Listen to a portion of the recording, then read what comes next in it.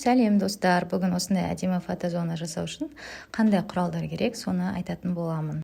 Ең бастысы ол осындай стойка керек, баннер ілетін, және де баннер керек сізге, оны типографиядан шығарып аласыз.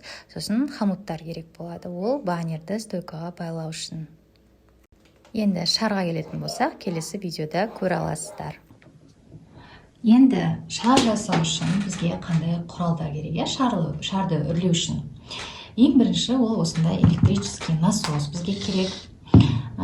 Барахолкадан 5000 теңгеге алдым осындай электрический насос. Өте жақсы. Мына жерінде тұрады. Өте ыңғайлы тасығанға, өстіп салып қоясыз жинап ішіне. Және де бұл жерде күшті функциялары бар. Ол қандай? Мына шарды осылай қойған кезде, екі шарды былайынан қоямыз, мына көктің былайынан басқан кезде жел үрленеді осы жерден. Былайынан шарды алған кезде тоқтап қалады. То есть мына бүйтіп басқан кезде, естіп тұрсыздар ма, талсын, жел шығады. Ал мына кнопкасын басқан кезде ол кезде тоқтамай жел үрлейді мына жерде. Олай жұмыс деген ыңғайсыз, потому что басыңыз ауырып кетеді, жел соғып тұра береді, қатты басыңыз ауырып кетеді. Сондықтан бұны пайдаланбаймын мен. Басымнан басып үрлеймін, шар жіберемін, шар тоқтап қалады. Енді келесі мына осы жерде насадкалар бар. Бұл фольганы үрлегенге.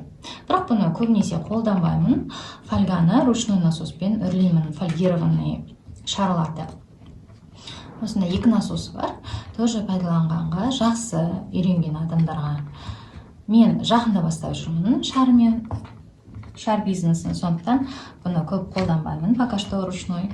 Осылай кигізетін мына жерге. Пока ручной насоспен үрлеймін.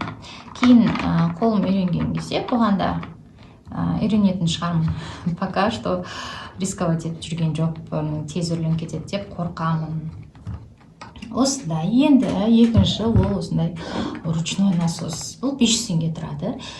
Сразу 2-3 алсаңыз да болады. Өте ыңғайлы тоже. Бұнымен в основном тоже фольгированный шарлар, цифра, жүрек, жұлдыз, соларды үрлейміз. Тоже өте ыңғайлы.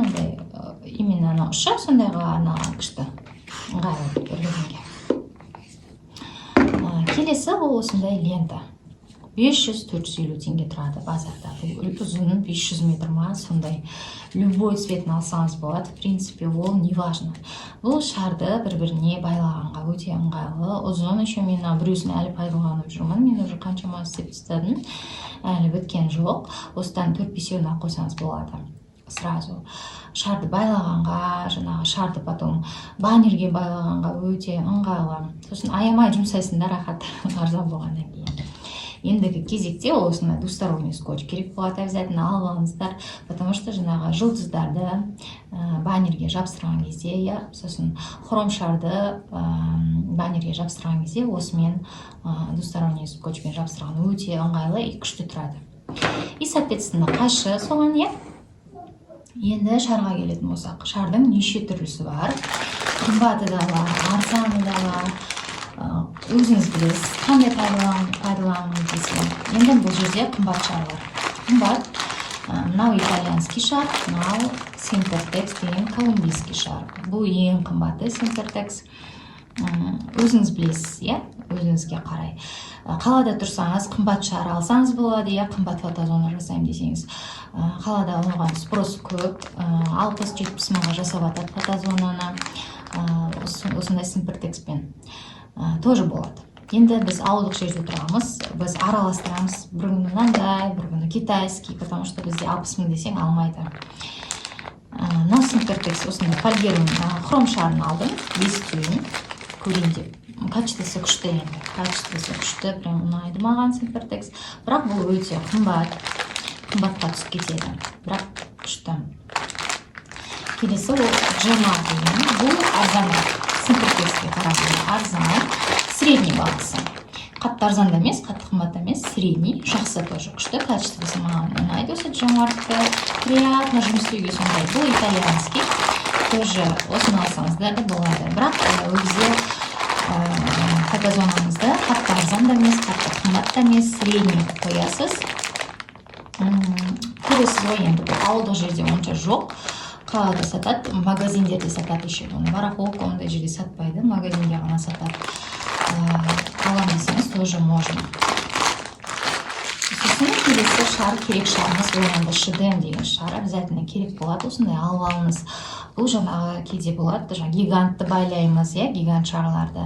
Сосын кейбір арканы үлкейту керек болады, сол кезде осындай шедеммен бір-біріне байлаймыз, байына созылып. Осылай байлағанға өте ыңғайлы, тоже любой цветін алып алсаңыз болады. Менде бұл тоже жымар. Ішінде әлі көп, ондай тоже көп пайдаланбаймыз. Бір-екі рет ғана пайдаланып, өте жақсы, күшті качествосы. Осындай тоже шедем обязательно алыңыздар.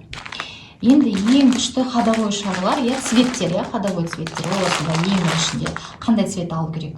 Алу керек, голубой алу керек, аспан көк обязательно. Көк цвет алу керек, розовый цвет алу керек обязательно. Сосын жұлдыздар. В основном ол мен қызға заказ береді ғой. Розовый береді, голубой береді, көк береді. Сары түстер онша пока берген жоқ маған, в основном сондай беріп жатыр. Фиолетовый берді жақында. Сондай цветтер алсаңыздар болады. Сосын хром шар обязательно әдемі болу үшін хром.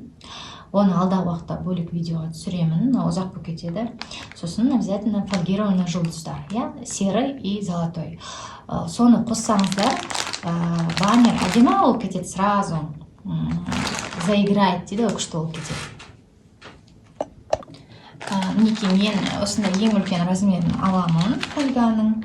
Үрлеген кезде кішкене кішірейеді размер, әдемі болады, жыртырлап, күшті болып көрсетеді фотозона. Сразу әдемі вид болады фотозонада. Прям күшті болады. Сол, осы фотозонаға керек ең басты құралдар осы шарлар. Осындай шарларға қосаңыздар, осы заттарына қосаңыздар, уже және де фотозона бастап жасай берсеңіз болады.